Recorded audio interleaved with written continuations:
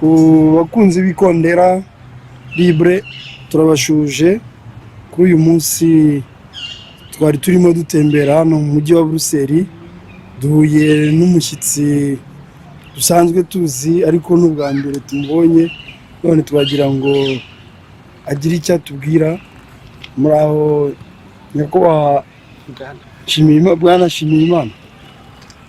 Urakoze cyane umunyamakuru Bwana Habimana Jean Pierre w'Ikondera ryigenga.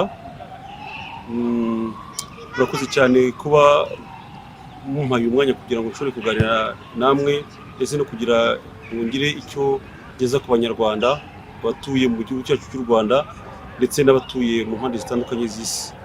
Ubwo rero nanjye biranshimishije nibwo bwa mbere naganira mu by'ukuri muri studio ya Ikondera ryigenga, ubwo bwa mbere mwampa ijambo, ariko mu bikorwa tujya dukora hirya no hino tujya tuganira, ariko by'umwihariko uyu munsi noneho mwayemeye kunyakira ahangaha muri studio yanyu. Ubu nanjye bikabishimishije kugira ngo nganire namwe, hanyuma ngire icyo ntangariza abanyarwanda babwira kubyerekeranye n'iby'igihugu cyacu muri rusange. Urakoze nawe, twagira ngo mbere ya byose wibwire abadukurikira, kuko nk'uko ubyivugiye n'ubwa mbere uhuye natwe, n'ubwa mbere ugiye kugira icyo utangariza abanyarwanda imbere y'ibyuma byacu. Murakoze Ikondera ko kumbaza kugira ngo nibwire abatwumva ndetse n'abazakurira iki kiganiro. Ubundi we nge nitwa Emery NSHIMIYIMANA, Emery NSHIMIYIMANA, nkaba ndi umunyamabanga mukuru w'umuryango Ibuka Bose Rengera Bose. Mu by'ukuri nge nibwo bwa mbere nagera muri studio yanyu, ariko uhagarariye mu by'ukuri perezida wacu munganira nawe kenshi, ariko nanjye ngize amahirwe yo kugira ngo nganire namwe. Rero ndi umunyamabanga mukuru w'umuryango Ibuka Bose Rengera Bose. Umuryango Ibuka Bose Rengera Bose akaba ari umuryango umaze imyaka igera kuri 15 ubayeho, kuko tuwushinga twawushinze mu mpera z'umwaka wa 2004. Abantu twari duhuje ibitekerezo nk'uko yenda mu bindi biganiro mujya mwumva mvuga, twumva ko ari ngombwa ko twashyiraho umuryango wibuka abantu bose utavanguye, umuryango urengera abantu bose utavanguye, kuko twari tumaze kubona ko haba ibuka yo mu Rwanda yashinzwe mu mwaka wa 1995 ndetse n'indi miryango itandukanye ititaga kuri izo nshingano. Nkurikije rero ibyo twabonaga bitagenda, nkurikije ibyo twagerageje kuganira n'abo bayobozi b'iyo miryango iri haba mu gihugu ndetse no hanze yayo mu mashami yabo, dusanga ari ngombwa ko twagira shyiraho irindi jwi rivugira bose ritavangura, irindi jwi abanyarwanda bose bakwisangamo. Ndetse kugeza amagingo yangaya muri nyuma y'imyaka 15 ibyumvikanaga mbere, ariko ubu ngubu reka ko yaba imiryango ya societe civile nyarwanda, yaba n'amashyaka ya politike yose asigaye yisanga muri icyo gikorwa twashyizeho, bikadushimisha rero cyane cyane. Muri make rero nguwo umuryango wacu uwo ari wo, ni umuryango urwanirira ko abanyarwanda bose bareshya imbere y'amategeko n'imbere y'ibintu ibyo ari byo byose, haba ku mutungo w'igihugu, haba kwibuka cyane cyane ikitwa mémoire pour tous et la justice pour tous. Ni ukuvuga ngo abantu bose bakagira kwibuka kimwe, uwababaye akumva ko n'undi ababara. Akaba ari nacyo twise twebwe muri Ibuka Bose Rengera Bose, ngo hari slogan dufite yacu twita ngo tuvasa. Rero tugiyishyiraho, abantu benshi bajyaga bibaza bati se ibyo ni ibiki? Tuza kubasobanurira yuko uko yanditswe ari amaraso y'uwo ari we wese, yaba ay'umuhutu, yaba ay'umututsi, yaba ay'umutwa, ndetse n'uwera n'uw'umuhondo, uwo ari we wese amaraso ye aratukura. Ubwo rero twese tuvasa, ni ukuvuga ko twese tugira ububabare kimwe. Ntabwo wakwibuka bamwe ngo ureke kwibuka abandi, dore ko twebwe abenshi twashinze uyu muryango twari duhuriye no mu moko abiri atandukanye, nk'uko nabisobanuye kenshi mu biganiro byinshi bitandukanye. Noneho ubu umuryango wacu rero ntabwo urimo abakomoka muri ayo moko gusa, ahubwo urimo abanyarwanda bose bose bose bose, ntituvangura. Ubu umuryango wacu umaze gukwira isi yose kuko ibitekerezo byacu babyisangamo. Muri make rero ngibyo umuryango wacu ushinzwe, kandi duhora tubikora iteka, ndetse tukaba turi no mu rugaga rwa sosiyete sivile nyarwanda, tukaba turi muri bamwe barushyizeho urwo rugaga kugira ngo dushobore kubasangiza ibyo bitekerezo byacu, natwe dutanga umuganda wacu kugira ngo twubake u Rwanda rw'ejo hazaza ruzaba rubereye buri mwana wese w'u Rwanda. Murakoze. Mumaze imyaka igera kuri 15 umuryango wanyu uriho? Yego, nkuko nabivuze twavutse mu mwaka wa 2004. Mukaba muvuga ko uyu muryango mwawushinze kubera ko mwabonaga ko indi miryango iriho irengera uburenganzira bw'ikiremwa muntu yaba ibogamye, yaba mwebwe itabavugira? Mu by'ukuri nkuko nabisobanuye mu iriburiro cyangwa intangiriro z'iki kiganiro, umuryango wacu uko usujya kujyaho nuko wabonye yuko imiryango wari umuryango wari ukwiye kwibuka abanyarwanda bose utakoze inshingano zawo nkuko bisanzwe. Umuryango witwa IBUKA.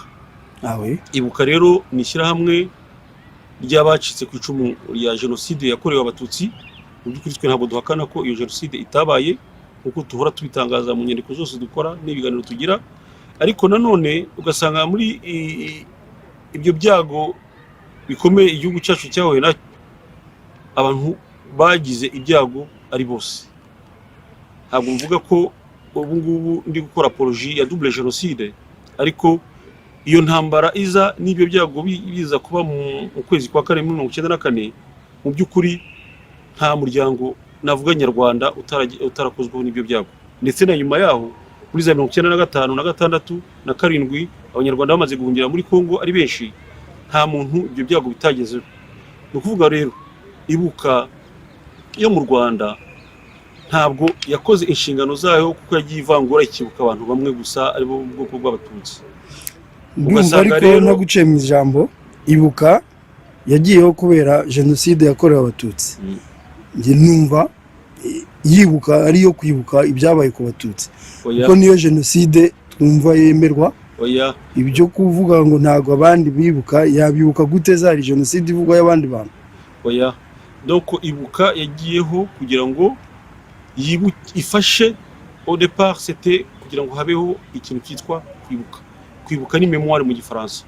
Nuko iyo memoire rero igomba kugirirwa abantu abari bo bose, kuko ngwaye nk'urugero wari ministre w'intebe icyo gihe witwaga UWIRINGIYIMANA Agatha.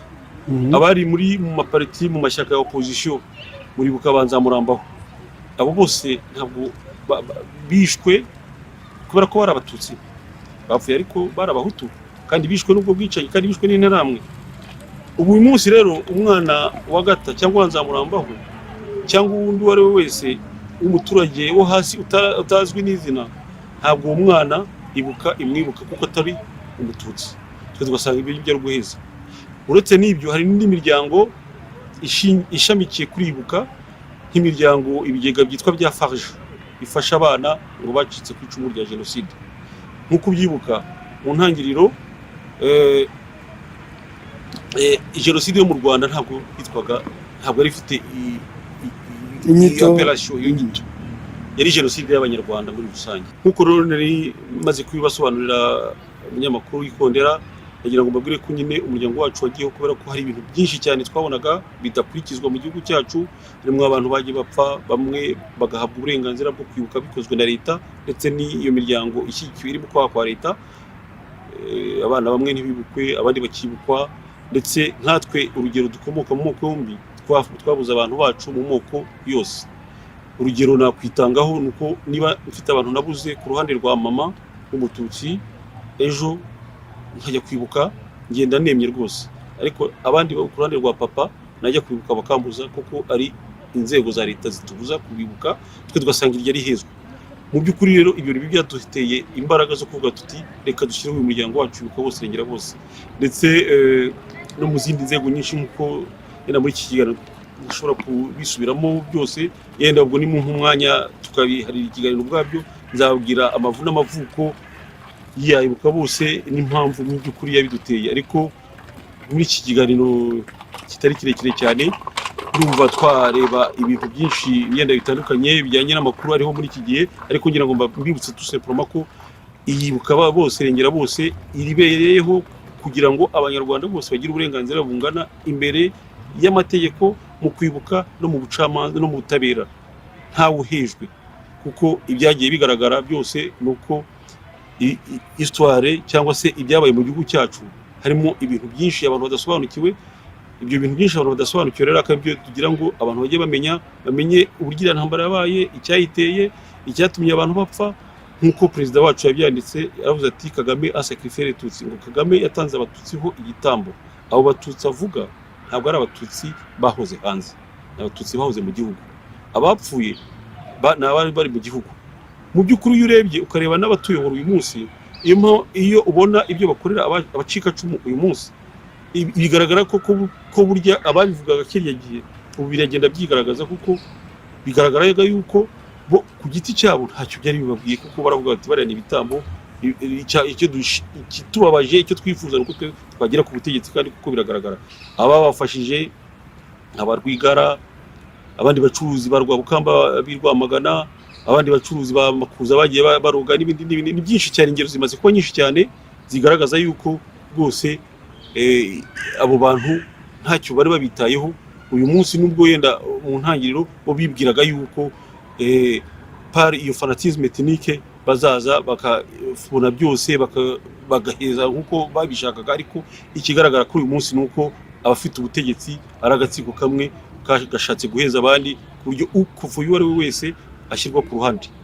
Icyo kigaragara muri iyi minsi. None se Bwana Nshimiyimana, mu muryango wanyu ibuka bose irengera bose, hari akantu uvuze uti iyo ugiye kwibuka nk'umuntu umwana ukomoka ku mberabyombi, ababyeyi b'amoko yombi, ujya kwibuka Roseti umubyeyi wawe, mama wawe wishwe azira ubwoko bwe muri genocide yakorewe abatutsi. Ariko iyo uvuyeyo Rosisi cyangwa se inzaho ubanza, hari ukundi kwibuka kw'abandi bantu bawe b'iwabo wa papa wawe, urumva ugira kwibuka kwinshi. Nk'abo musangiye icyo kibazo cyo guhurira ku moko yombi, yewe n'abandi banyarwanda bafite ikibazo cyo kugira aho bahagarara, wabagiriye inama ukurikije ibyo mwashingiye umuryango mushaka kugeraho? Twebwe icyo mu by'ukuri dushinguye umuryango twagira ngo twibutse mbere na mbere abanyarwanda bose muri rusange yuko umunyarwanda uwo ari we wese ari nkundi. Abanyarwanda basobanukirwe bamenye yuko twese tubabara kimwe, ariko ikindi twifuzaga ikindi gikomeye twagira ngo twibutse inzego za leta, inzego z'ubuyobozi, kuko urambwiye uti ku itariki ya karindwi hibukwa mu rwego rw'igihugu genocide ngo yakorewe abatutsi, ni mu rwego rw'igihugu. Igihugu rero ni umubyeyi w'abanyarwanda bose. Umubyeyi ntabwo ashobora gufata abana yabyaye ngo bamwe niba agiye kubagaburira babashyire ku meza ngo abana bicaze ku kirago, abana bose barareshya. Niyo mpamvu mvuga nti iyo tugiye kwibuka twese turareshya, cyane cyane mu byerekeranye no kubura abacu. Ubwo rero twagira ngo twibutse izo nzego z'igihugu yuko ibyo bintu atari byo, yuko abanyarwanda bose bareshya imbere y'amategeko. Nibyo abanyarwanda bose barareshya imbere y'amategeko, ariko ntabwo bose bishwe muri genocide ya 1994, kuko amategeko ariho agaragaza ko abatutsi aribo bakorewe genocide. Sinzi impamvu rero mugumya gutsimbarara kumva yuko leta yavuga ngo igiye kwibuka n'abandi. Muhera hehe mushaka kuzanamo ko leta ibyo yakoze atari byo, ahubwo mwe mushaka kwiha amasomo? Ndakeka ko yenda hari utankurikiye neza mu magambo navuze ngitangira. Ni ukuvuga ngo intambara yabaye mu Rwanda, tukabanyarwanda turayizi. Ibyo bakwemeza byose byerekeranye n'inyungu za hato na hato za bamwe na bamwe. Icyo tuzi nuko ikigaragara kuri uyu munsi mu gihugu cyacu cy'u Rwanda nuko kwibuka iyo genocide yakorewe abatutsi byemejwe mu ntangiriro z'uko byari bimeze, kuko nabivuze. Hari genocide des Rwandais cyo bitaga genocide yakorewe abanyarwanda niko byari bimeze muri iyo genocide yakorewe abanyarwanda rero harimo abanyarwanda bose bazize iyo genocide nagwaye urugero rwa Agatha rwa NZAMURAMBAHO n'abandi batazwi abo bana babo se nibashyiraho iyo uwo mugereka wo kuvuga ngo genocide yakorewe abatutsi abo bana bazibonahe ariko si ibyo gusa none reka tujye no mu butabera none se iyo umuntu akurikiranye reka nk'urugero rworoshye ugiye mu mwaka w'1996 ubwo bahasengwaga inkambi z'abanyarwanda muri Kongo abishwe barabaki barabahutu miliyoni na miliyoni uretse n'ibyo ngibyo harimo n'abakongomani bazize ubusa ubwo bamaze kuba miliyoni na miliyoni nyinshi cyane zitavugwa kandi uzi ko hari enquête yakozwe na Loni yasohotse mu mwaka wa 2010 ivuga yuko ibyaha byakorewe muri Kongo nihashyirwaho urukiko rukabyemeza ibyo bita qualification par un tribunal urukiko rwemejwe na Nations Unies ko ibyo byaha bizaba ari ibyaha bya genocide les actes de génocide ibyo ntabwo ari bivuga ni raporo zibivuga ariko ubu ngubu hari icyo bita za lobbying zigenda zibizimya none twe twavuga tuti nidukomeza ibyo bintu byo kutavugisha ukuri mu banyarwanda ngo tuvuye tuti bari abahutu barapfuye bari abatutsi barapfuye tumaze kubona ko nta mweru turimo mu bana b'abanyarwanda reka twicare hamwe tuganire dushyire ibintu ku meza mu kinyarwanda byita gusa sinzobe maze tubwizanye ukuri kugira ngo dushobore gukurira abana bacu nta mwana uhejwe nta uhejwe ku byiza by'igihugu nta uhejwe mu kwibuka cyane cyane dore ko ari byo bituraza inshinga wa mugani w'umurundi ariko noneho hakazamo n'ubutabera ubutabera avuga ko uwakoze icyaha wari wese uwishundi wari wese agomba kubibazwa ariko ikigaragara haba urukiko mpuzamahanga rwashyiriweho u Rwanda rwakoreraga Arusha rwarinze rufunga imiryango nta muntu wo mu rundi ruhande kandi imisho yarwo yari ukuburanisha abakoze ibyaha by'intambara ibyaha bya genocide na crime contre l'humanité muri periode yo kuva mu kwa mbere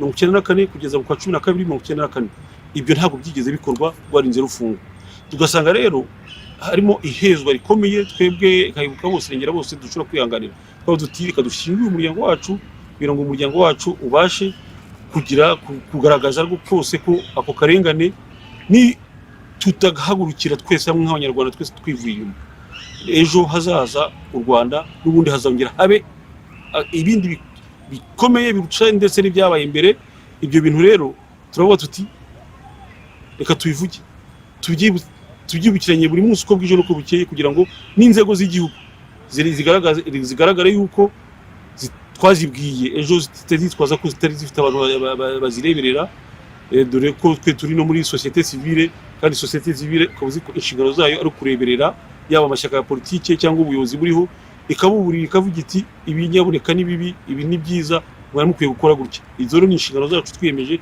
tuzazikora kandi tuzakomeza kuzikora kugeza igihe tubonye yuko izo nshingano tuzigezeho kandi uko tubibona byatanze umusaruro uhagije haba mu gihugu ndetse no hanze yaho ku buryo objective zacu zose abantu bagenda bazemera ubu bazishyize ndetse no muri charte zabo ku buryo ibyo turwanirira tubona abantu bose ibyo barwanirira aribyo nta muntu utakivuga ibuka bose rengera bose yeka ko aho ugiye hose ubaza usanga ibyo bintu bivuga uvuze neza ubwo ni ukuvuga ko no mu Rwanda hari ababumva babemera ko mufite umushinga mwiza mwaba se mugerageza guhura n'andi mashyirahamwe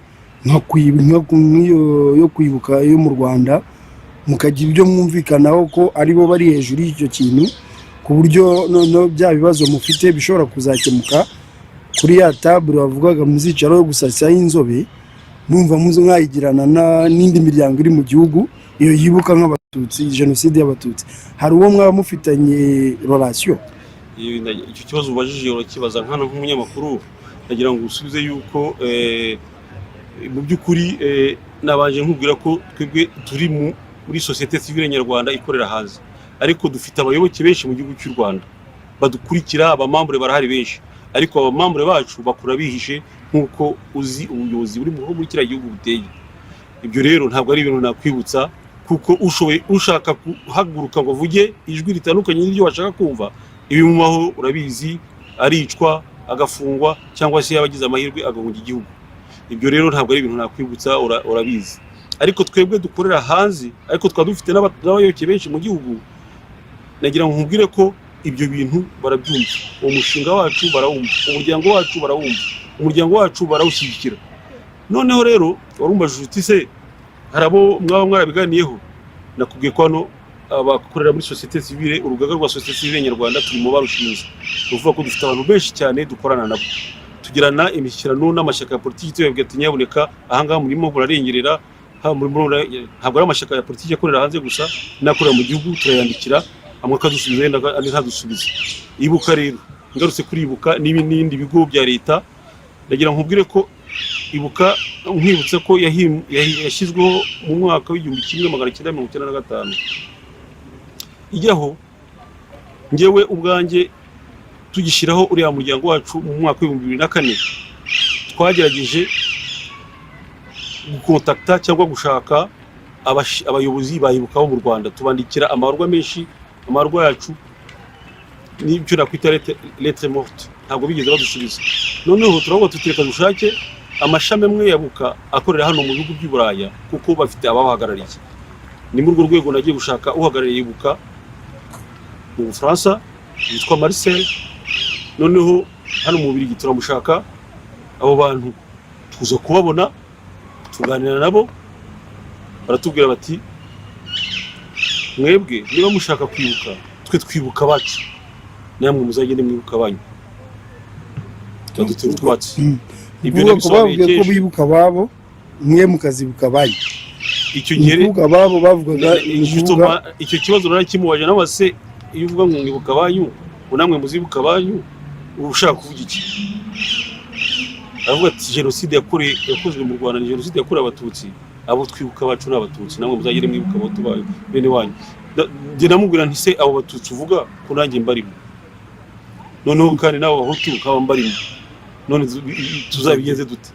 Mu ngero nyinshi zitandukanye mubwira yuko umuryango wacu wagiyeho nyine ari uko abari abantu bakomoka mu moko yombi, kandi abo moko yombi akabona ko icyo kibazo tukomeje kukicaza ntitugitekereze, ari ikibazo kizongera kigashwanyagura u Rwanda mu bihe bizaza, kandi akabaza ari umurage mubi twaba dusigiye abana bacu, tubaraze umurage w'ivanguramoko. Iryo vanguramoko rero niryo twanze, kuko umuyobozi muzima ukubwira tuzagende wibuka banyu, natwe tuzagenda namwe muzibuka banyu. Ibyo byanyibukije ibyo nasomye mu gitabo cya ambasaderi Jean-Marie Ndagijimana, aho yavuga ngo Kagame yasacrifié Tutsi. Ubwo yavugaga hari chapitre yavuzemo uburyo yaje kuganira na nyakwigendera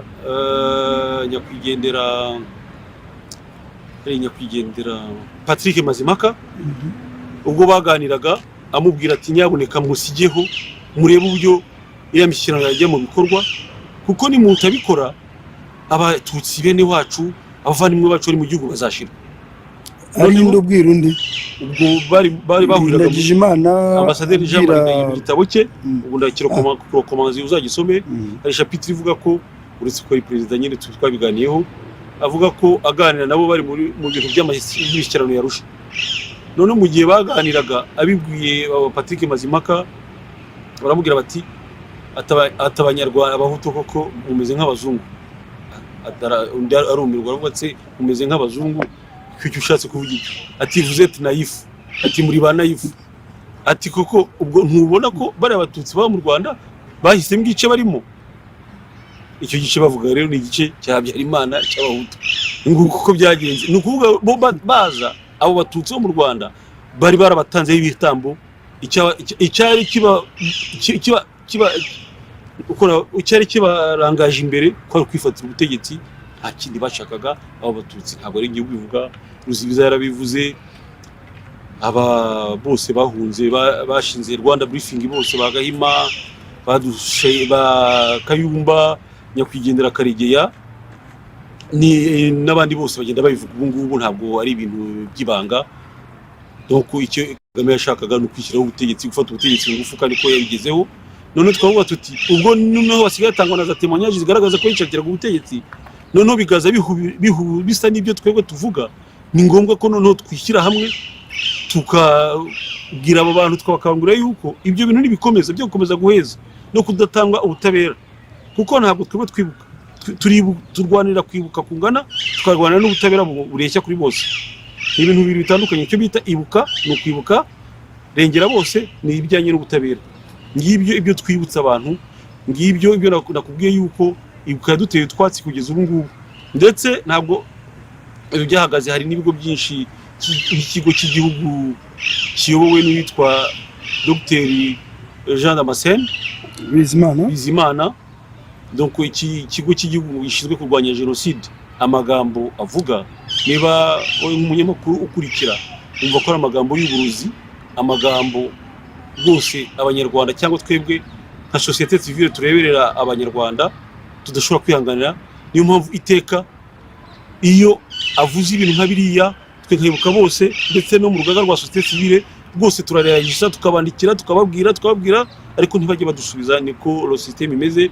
Lo systeme iteye kuriya, urayihamagara ngo tuganire mu kiganiro bakakwepa, ariko bakanyura inyuma bakavuga bonyine, ariko babwira ati muze duhuze ibiganiro, aribyo twifuza bien évidemment yuko abantu bazicara bakasasa inzobe, ariko barabikwepa kuko baba bazi ko ibyo bavuga atari ukuri.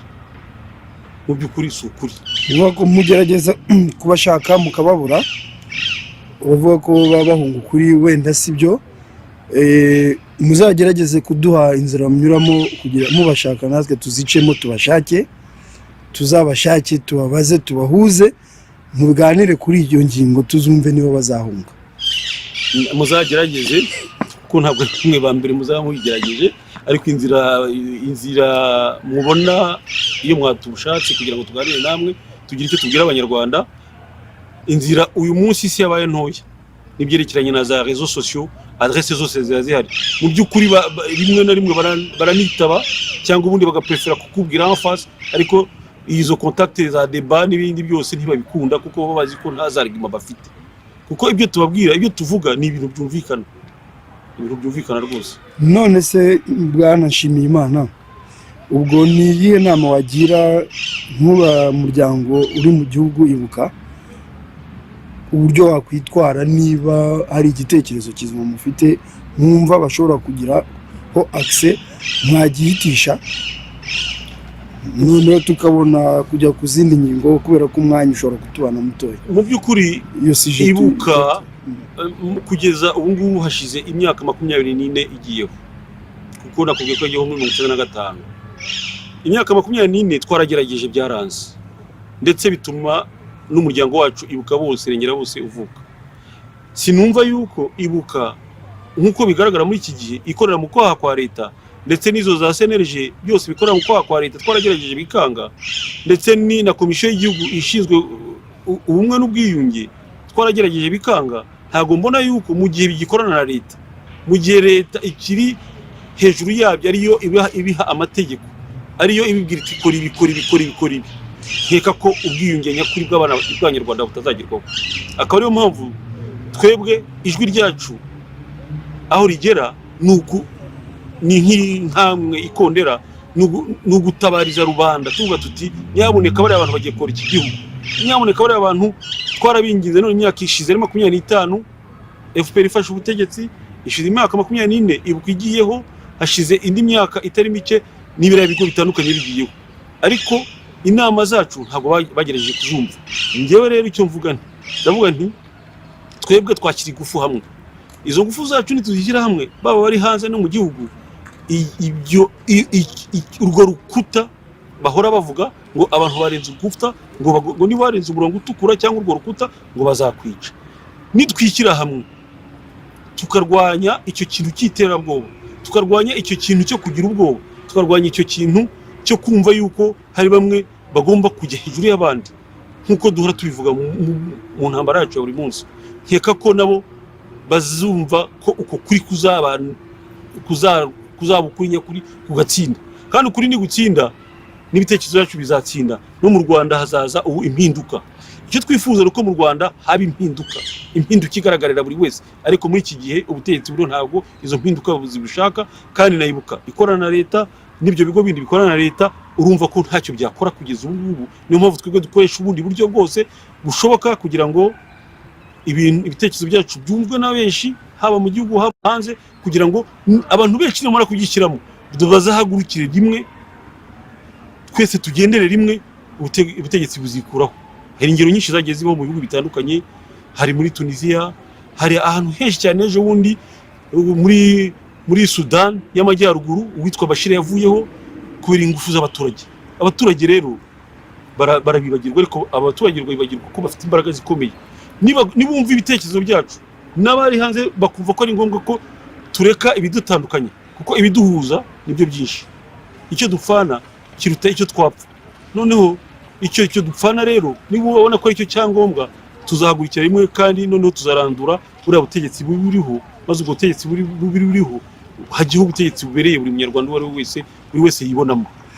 Kuki wumva ko mukeneye imbaraga z'abaturage b'abanyarwanda kandi raporo zose tubona twebwe zitwereka ko umuturage wo mu Rwanda yishimiye ubutegetsi buriho, yishimiye iterambere bafite?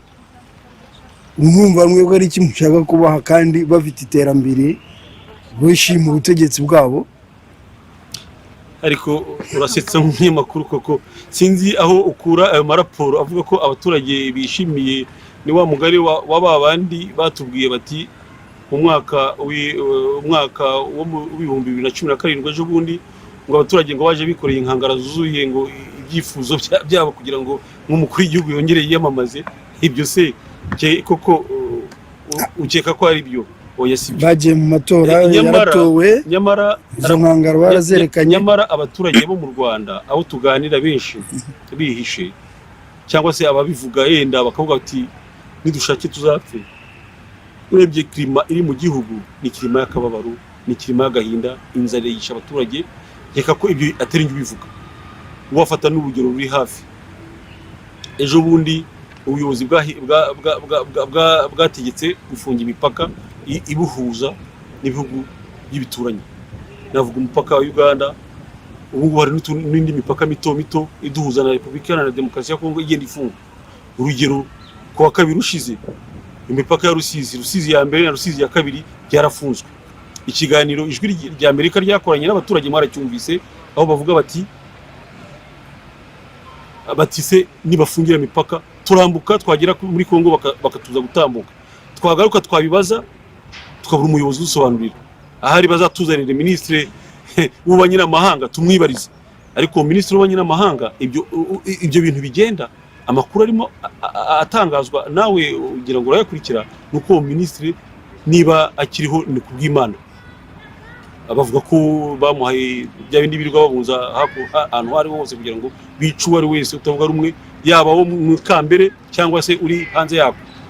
Ubu nguwo rero nawe ubuzima bwe ndetse numvise yuko n'umuryango we wakizwe mu kato. Ubwo se ibyo niryo terambere? Andi materambere ahari agaragara kuri mu gihugu ntabwo ari amaterambere afitiye abaturage akamaro. Iyo wubatse convention center ni ikizu cy'igitangaza cyubatswe kuri bwa buryo bwa cyami bwa kera, harimo abantu b'abashakashatsi babonye yuko ahubwo architecture y'iranzu ngo iri kuri architecture uko yari imeze kuri za nzu z'ibwami i Nyanza mu Rukari. Sinzi, ntabwo ibyo bintu nagerageje kubireba, ariko none se iyo architecture wa mugani, iri architecture abantu barayirya? Iriya nzu imeze kuriya abantu barayirya? Ntabwo bayirya. Numva ko n'abayubatse bati n'abafundi bagiye kuyikoraho batigeze bahembwa. None se yumva ku mupaka Goma na Gisenyi kuri bariyeri zombi abaturage bavuga bati tuzemera yuko umupaka wa Goma na Gisenyi bawufunze u Rwanda kugira ngo rukumire ikiza cya Ebola ku baturage bacyo. Nawe uyobora igihugu ntabwo wakwemera ko ufite uburyo ko ureka icyorezo nka Ebola kinjira iwawe kandi ushobora kugikingira. Numva ariyo mpamvu ubutegetsi bwari bwafunze umupaka, ntabwo ari ugukumira abaturage. Ndagira ngo mbwire yuko abaturage b'imipaka itandukanye, u Rwanda mu by'ukuri ni igihugu gikennye. Ibyo ngira ngo twese turabizi. Tutagize umubano mwiza n'abaturanyi bacu ba Kongo, abaturanyi bacu b'Uganda, ba Tanzania n'i Burundi, ntabwo u Rwanda rwonyine rwakwihaza. Ikigaragara nuko abaturage bagiye kwishwa n'inzara. Ni ibiganiro bigenda bitambuka hirya no hino ku maradiyo atandukanye. Iyo Ebola ndabyemera yuko ubuyobozi bushobora gufata ingamba kugira ngo icyo cyorezo, iyo ndwara ikomeye itaza mu gihugu cyacu. Ariko mu gihe bavuze yuko indwara yabonewe umuti, ndetse bafite n'uburyo barimo kujera imipaka ku buryo abahahirana bashobora gukomeza akazi kabo kabatunze, bafashe ingamba zikomeye zituma yuko abaturage batakwicwa n'inzara, ndetse bagafata n'izindi ngamba zituma yuko uwaba urwaye wese yakwegezwa hirya ku buryo atakwanduza abandi. Izo ni ingamba leta yari ikwiye gufata. Abaturage bo ubwabo nibo bavuze bati aho kugira ngo twicwe n'inzara tuzemera twicwe na Ebola. Ibyo ni abaturage babyivugira, sinjye ubivuga. Ariko izo byose na ya Rusizi ya mbere na ya Rusizi ya kabiri nakubwiye, ni ukuvuga ngo abaturage amakiriro yabo, amaramuko yabo bayakesha yuko bambutse bagiye hakurya. Bitandukanye na bya bambwiraga ko u Rwanda ngo rukungahaye, ngo rumeze neza, n'ikimenyimenyi. Amakuru niba ukurikira amakuru agezweho ubu ngubu, n'amakuru y'ikinyamakuru cyitwa Financial Times cyo mu Bwongereza, ikinyamakuru gikomeye cyerekeranye n'ibintu bya ekonomi by'ubukungu bw'igihugu. Ubu kimaze kugaragaza yuko, sinjye ubivuga njyenyine, ndetse n'uwari umujyanama wa perezida wa Repubulika y'u Rwanda utakiba mu Rwanda witwa Himbara yabisobanuye bihagije. No, icyo kinyamakuru cyarasohotse kivuga yuko mu Rwanda bakora ibintu byo gutrisha les statistiques, ndetse n'ikimenyimenyi. Mu mwaka w'ibihumbi 2015 u Rwanda ubwarwo rwashyizeho ikigo gikomeye cyitwa Oxford Analysts Management. Ni ikigo gikomeye kigenda kikareba uburyo ubukungu bw'igihugu bumeze, gikora ubushakashatsi mu gihugu hose. Icyo kigo u Rwanda nirwo rwakizanye. Umaze kukizana, icyo kigo gikora ubushakashatsi, kirangije kizana les conclusions zabo, bagaragaza yuko mu Rwanda ubukene bumaze kwiyongeraho 6%. 6%. U Rwanda icyo kwakoze, kwagize rute, rwanze gusinya iyo raporo, ndetse ruhita rwirukana n'abo bantu bashinzwe icyo kigo. Ngibyo uko bigenda. Nsubiye kuri ibyo warumbajije ngo u Rwanda ngo rurakungahaye rumeze neza, ekada. None se ntabwo yigeze kumva ikiganiro kigeze kubera muri Sena y'u Rwanda, aho umusenateri Tito Rutaremara ubwe avuga ati imibare turayihimba, imibare turayitirisha, ari kubaza Premier Ministre yaje muri Sena bakamubaza ibibazo, avuga ati nyakubahwa Premier Ministre gufata ingamba zikomeye, kuko imibare dukomeza guhimba niyo izatwicura. Turajya gusura ikigo, perezida yaba yaje n'abamuherekeje, bakerekana ko amazi ngo bashyizemo yaje, twamara gukerekeza umugongo tugiye, amazi agatabura, hazasubira bashize ukwezi gasanga amazi ntayari, gasubira bashize amezi 6 gasanga amazi ntayari, gasubira bashize umwaka gasanga amazi ntayari. Ati ibyo rero nidukomeza gutyo bizajyana u Rwanda mu rwobo rw'abayanga, ntago ruzajyana u Rwanda ahantu heza. Ati nyakubahwa Minisitiri w'Intebe, mwari mukwiye kureba uburyo ibi byacu byo gutekereza imibare nyaboneka twabireka tukareba icyateza mu by'ukuri, tukavugisha ukuri. Ubwo sinjye ubivuga, ni ibintu bivugwa n'abayobozi b'u Rwanda, sibyo? Bose urambwira uti, kandi nkeka ko yaba wowe yaba njyewe twese dufite imiryango muri kiriya gihugu. Niba dufite imiryango muri kiriya gihugu, tuzi neza ko ufite uri hanze ari ubayeho, utamufite abayeho ate. Mu gihugu bategeka abaturage guhinga indabyo cyangwa guhiga igihingwa runaka kubera inyungu z'abayobozi z'abantu runaka. None se urambwira ko abaturage babayeho bate? Nkeka ko ibigiye iwacu i Rwanda nibyo bigenda byigaragaza, nibyo bigenda ni nka les châteaux de sable. Les châteaux de sable urazubaka nyine zirazubakiye ku musenyi, ariko tôt ou tard ziragenda zigashwenyuka zikara. Niko mbona muri kiriya gihugu bizagenda amaherezo, niba dakomeza kumva impuruza zacu, niba dakomeza kumva ibyo twe tubaburiraho nka société civile ndetse n'imiryango irebera inyungu za rubanda, irubanda rushobora kwivugira aho umunwa bawufunze nta muntu ushobora kuvuga. Bwana NSHIMIYIMANA, ukomeje ku kibazo cy'inzara, uvuga ko mu Rwanda bivuye kuri itogoza ryavuye kuri iyo radiyo y'abanyamerika, binyibukije umutegetsi umwe wo mu Rwanda wavuze ngo ku ngoma ya Habyarimana, ngo Habyarimana yigeze gutuma imbeba zo kugaburira abaturage. Urumva nkurikije imyaka yawe wari uriho, icyo kintu cyaba ari ukuri cyangwa cyaba ari ikinyoma? ariko habaye mu Rwanda iyo nzara ku buryo Habyarimana ategeka yabaye ngombwa gutuma imbeba bakazigaburira abaturage. nkeka ko ibyakurikiye icyo kiganiro umujyanama wa perezida wa repubulika yahaye urubyiruko arubwira ko ngo abanyarwanda bo mu karere ka Byumba nk'uko geography y'u Rwanda turayizi twese, ndetse nabo barayizi kuko niho bateye baturuka. Inzara hariyo wigeze wumva muri Byumba, hariyo wigeze wumva muri Gisenyi, hariyo wigeze wumva muri Ruhengeri. Izo ntara zose mvuze nizo bita le grenier du pays, nk'uko Ukraine yari imeze mu gihe cy'Uburusiya, Union Soviétique. Icyo gihe cy'Uburusiya ni Ukraine ni yari grenier y'Uburusiya. Izira ntara z'amajyaruguru nizo grenier z'u Rwanda, niho hera, niho borora, mbese niho hava ibyo kurya. Uzi ko bahita ngo ni mu biryo.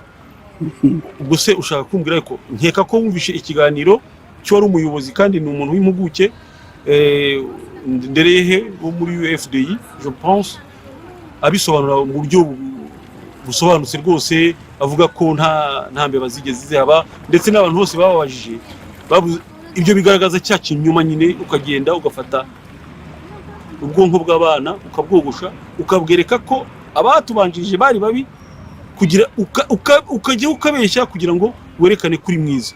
Ariko ibyo byagiye bigaragara.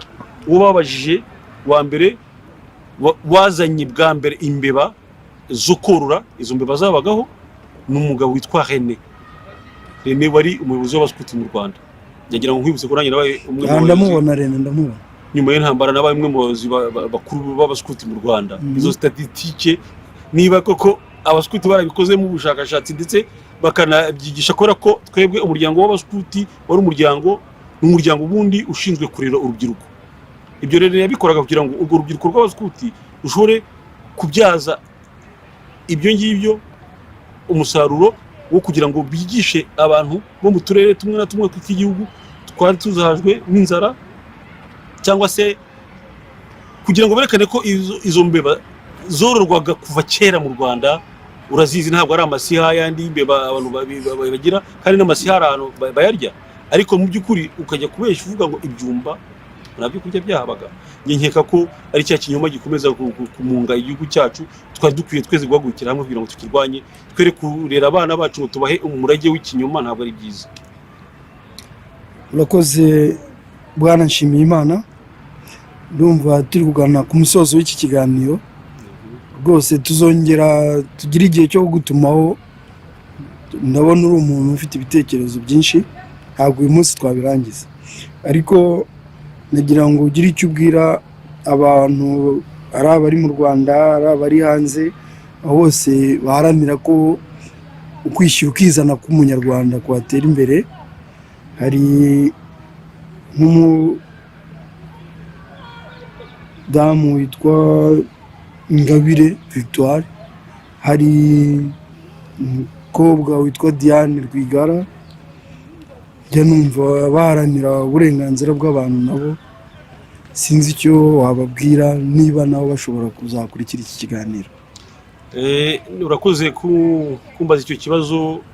Ubwo tugenda twegereza umusozo w'iki kiganiro cyacu, ndagira ngo mbere kugira ngo usubize icyo kibazo mbajije, maze nkwibutse yuko nkubwire yuko umuryango wacu Ibuka Bose Rengera Bose mu minsi yashize mu kwezi kwa 4 k'uyu mwaka twasohoye icyo twise Stop Apartheid in Rwanda. Donc ni impuruza yamagana ihezwa mu Rwanda. Iyo mpuruza rero twasohoye ni impuruza igizwe n'amapaji agera kuri 30. Twanditse mu ndimi zose, mu Kinyarwanda, tuyandika mu Gifaransa ndetse no mu Cyongereza. Twayohereje imiryango myinshi itandukanye kugira ngo iyo mpuruza yerekana uburyo mu Rwanda hari ihezwa, haba muri domene zose z'ubuzima bw'igihugu, nta hantu hamwe badaheza. None tubavuga tuti ibi nidukomeza kubirebera rwose ibirajyana u Rwanda rwacu ahantu hatari heza. Niyo mpamvu twahagurutse turavuga tuti Stop Apartheid in Rwanda.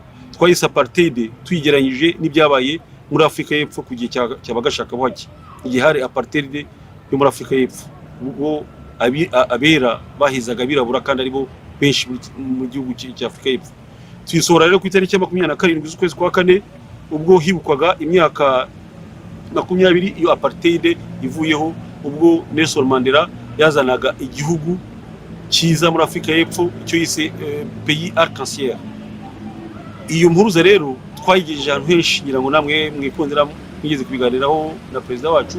Ndagira ngo nongere nibutse abantu mbabwira yuko ibyanditse muri iyo mpuruza bituruka ku mateka yacu bikaza bikagera kubaho mu Rwanda rwacu muri iki gihe. Ndagira ngo nkangurira abantu kugira ngo bongere bayisome, bayinonosore nabo bayigire yabo kugira ngo idufashe kumvikanisha ibibazo bibera mu gihugu cyacu cy'u Rwanda.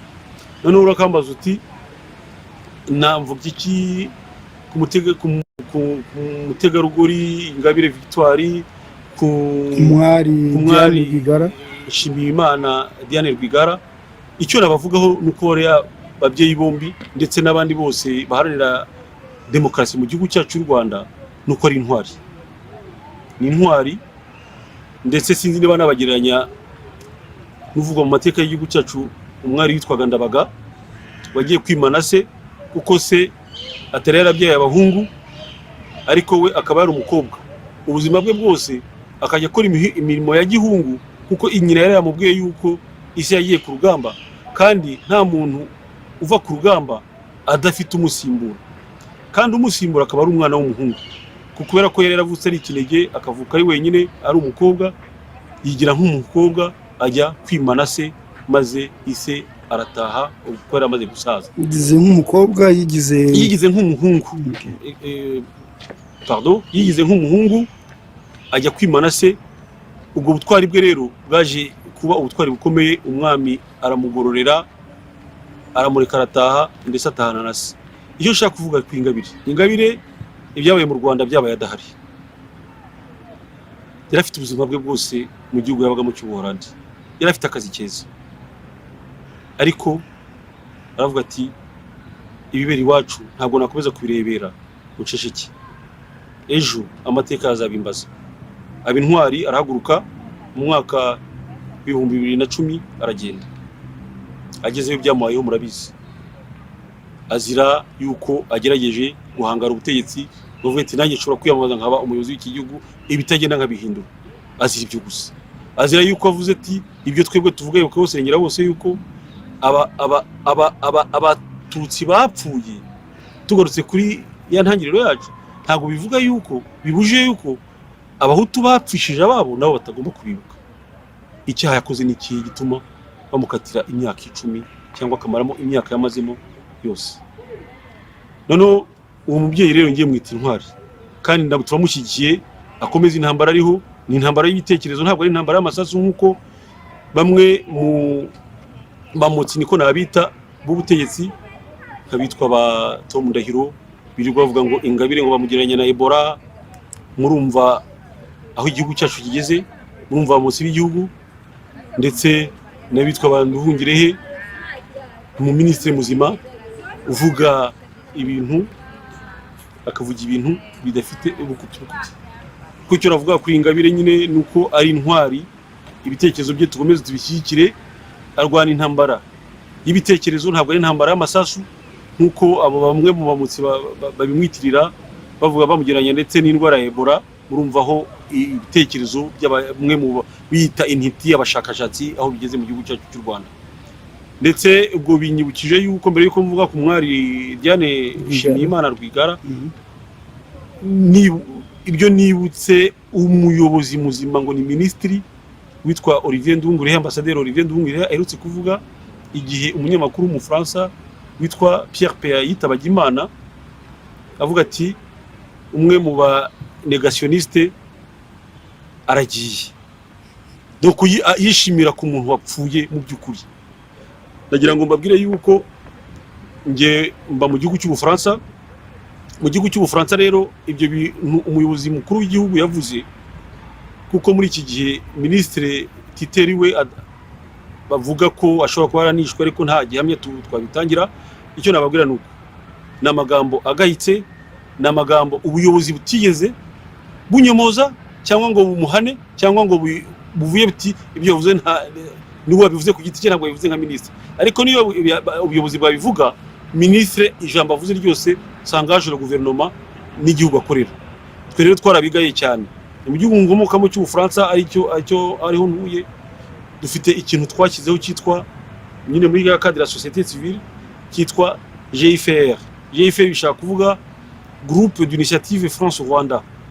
Ibyo bintu twarabyanditse dusaba leta y'Ubufaransa yuko yabaza leta y'u Rwanda ko ibyo ministre wabo yavuze avuga amagambo nkariye ku muntu wapfuye witabye Imana, ko mu muco w'Abafaransa ndetse no mu muco wa Kinyarwanda umuntu niyo yarakoze nabi nta umuvuga nabi yapfuye. Hari urundi rurimi babikoresha, ariko gukoresha ibintu nka biriya uri umuntu w'umuministre muzima twarabigaye cyane, ndetse dusaba nuko leta y'Ubufaransa yagira iki bikoraho. Ubu turategereje rero iyo groupe d'initiative France Rwanda twarabikoze, turabisaba kuko twabonye ko na presidence y'Ubufaransa iyobowe na president wa Repubulika y'Ubufaransa Emmanuel Macron baratanze message de condoléance, message y'akababaro, bavuga ko peya ari umwe mu banyamakuru bakoraga enquête na za investigation, wari umunyamakuru wakoraga umwuga we neza. Ntabwo numva ukuntu ubuyobozi bw'Ubufaransa mu rwego rwo hejuru rwa mushima, noneho ubuyobozi bw'u Rwanda bukamunenga buvuga biriya bintu. Niyo mpamvu twabisabye leta y'Ubufaransa. Ndagira ngo nkubwire ko n'imvugo za bamwe mu bayobozi b'igihugu cyacu ari imvugo twari dukwiye guhaguruka twari tuzigaye tukazinenga, ndetse byaba ngombwa njyewe nkeka ko ibuka bose twigeze no kuvuga tuti bibaye ngombwa mu rwego rw'amategeko dushobora kumurega kuko ntakinisha abapfuye.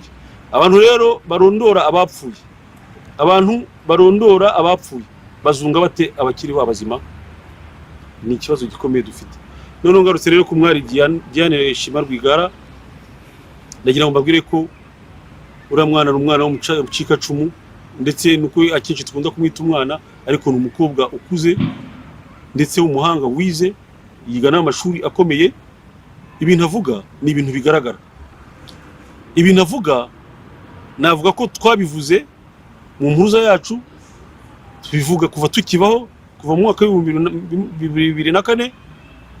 Ariko iyo umucikacumu nka Diane ibyo bakoreye umuryango we bakica se, bamara kwica se ntabwo ubutabera, noneho bagafata umuryango we bakawukenesha, bakabafunga ndetse bakabarekura babahoye ubusa. Ese iyi ntambaro ya mwana arwana, ibiriya bitekerezo atanga ibigaragara, yenda harimo bamwe bagenderaga mu by'amoko aribyo twebwe turwanya, yenda icyo kintu cy'amoko kikaba cyarabahumye amaso kigatuma batabona ukuri.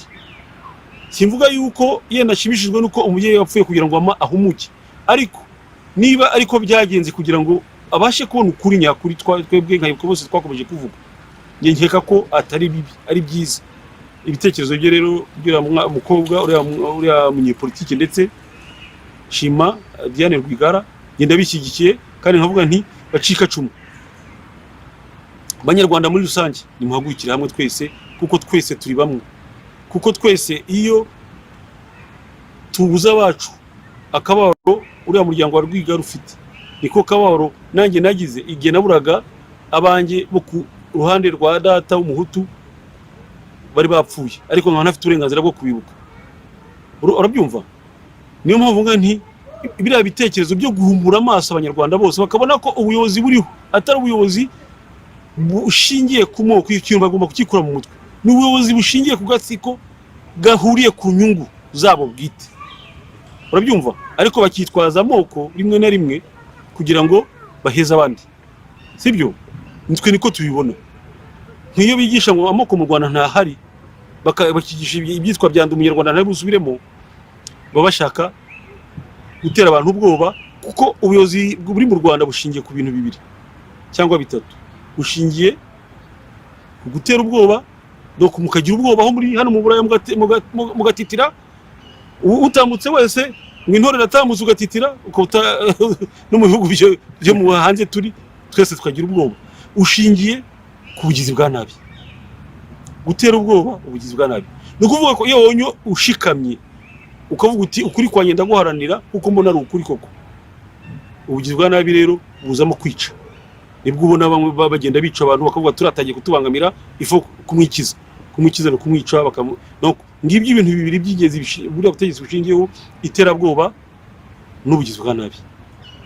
Ngibyo ibyo rero nibyo duhagurukira abanyarwanda ati mushiri ku bwoba, muhaguruke duharanire ukuri, ikinyoma tukikureho tukirandure burundu, maze ejo abanyarwanda tuzongere tubane ku misozi, tubande hirya no hino mu mirenge, twongere dusabane amazi, dushingirane nk'uko byari bisanzwe.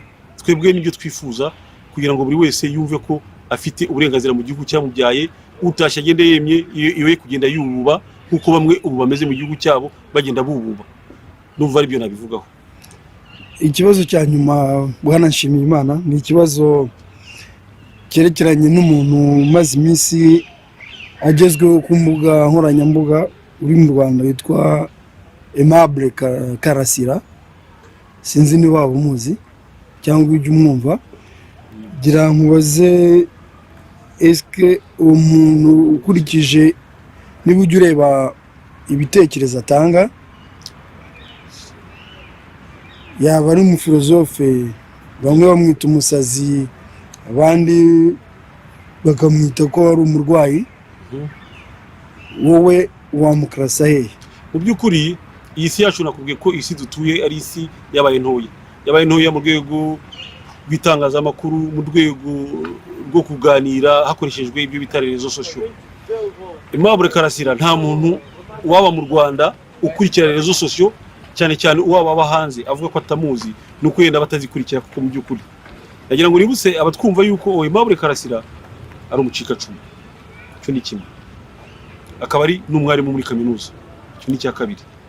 Akaba ari umuntu nge nakwita ko ameze nk'umufilozofe. Umufilozofe cyangwa umuntu uburira ibyo ubuzima busanzwe abantu babamo. Aimable Karasira nigeze kumwumva mu masketche ugiye kuri za YouTube cyangwa handi, uramwumva rwose. Iyo umuntu w'umucikacumu akubwira ati ngiye ikintu cya mbere kinshimisha ngo niyo numvishe ko nk'umupira w'amaguru Peri yatsinzwe, ngo numva nishimye cyane. Muri filozofi bifite icyo bishaka kuvuga. Peri bayigereranya ngo na Pantere Noire ya kera kuko ni ikipe ya gisirikare. Ariko rero ababaye mu Rwanda nyuma y'intambara n'ababizi bazi ko umupira w'amaguru mu Rwanda utakibaho kubera ko ibintu byose byihariwe na APR. APR FC yihariye ibintu byose ku buryo yishe ibyo twari tuzi kera by'umupira w'amaguru mu Rwanda. Noneho rero umuntu w'umucikacumu nkuriya iyo abivuga, w'umwarimu muri kaminuza akabivuga, muri filozofi biba bifite icyo bishaka kuvuga. Avuga ibintu byinshi cyane. Uriya mugabo ntabwo mwita umusazi, uriya mugabo mwita umuhanuzi, ahubwo sinzi niba ari ikimanuka cyangwa Imana yamutumanuriye kugira ngo aze avuge ibintu abandi batinye kuvuga, akabivuga mu rwenya, akabivuga muri imuru. Iyo ubonye hano muri bihugu tuba mu by'Iburaya, abayimuriste baragenda kuza amasara, abantu bakagenda bakavuga perezida bose, bakabivuga muri imuru yabo, bakabivuga mu buryo busa. Aimable rero avuga ubuzima abaturage babayemo, avuga ubuzima bw'igihugu muri rusange uko bimeze, akabivuga muri imuru ye no muri filozofi ye. Ingeka ko ibintu avuga mu minsi yashize bavuze ko ngo yaburi irengero, ariko ngo yarabonetse. Ariko icyo ni ikimenyetso kimugaragariza yuko atangiye kuri iki cyo kwita kuderanje. Noneho za ngingo ebyiri nakubwiye bashingiyeho, iterabwoba n'ubugizi bwa nabi, ubwo rero ryamutangiye kumugeraho. Rero batangiye kumutera ubwoba ngo aceceke. Ariko twebwe muri IBUKA bose rengera bose ntabwo bazaducecekisha, ko tuzakomeza kuvuga kugeza igihe ibintu bihindukira mu gihugu cyacu. Numva aricyo namuvugaho. Aimable ndamuzi rero, kandi ndamureba, ibintu bye biransetsa, ubundi bigatuma nibaza, bikagenda muri ya filozofi nayo muruye, nkibaza byinshi nanjye bikanyereka uburyo igihugu cyacu kibayeho. Urakoze Bwana Nshimiyimana, turagushimiye cyane kubera uyu mwanya wawe waduhaye, naho ubutaha. Murakoze Ikondera ryigenga, murakoze kuba mwari mumpaye uyu mwanya kugira ngo nsangize abanyarwanda muri rusange, baba abo mu gihugu ndetse n'abanyarwanda bari mu mpande zitandukanye zose z'isi.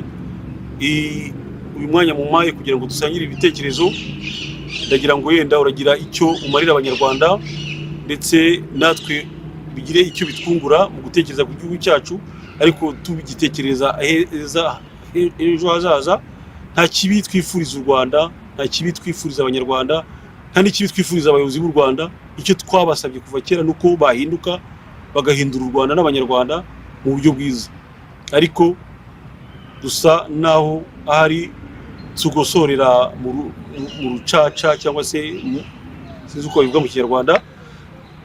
Ntabwo impuruza yacu cyangwa ikondera rigenda rikavuza impanda hirya no hino ku misozi y'u Rwanda, manza iryo kondera bataryumva, impuruza yacu batayumva, ariko butinde buke bazabyumva, kuko nkuko babivuga mu Kinyarwanda ngo nta mvura idahita, ngo nta joro ridacya, ngo nta gahora gahanze.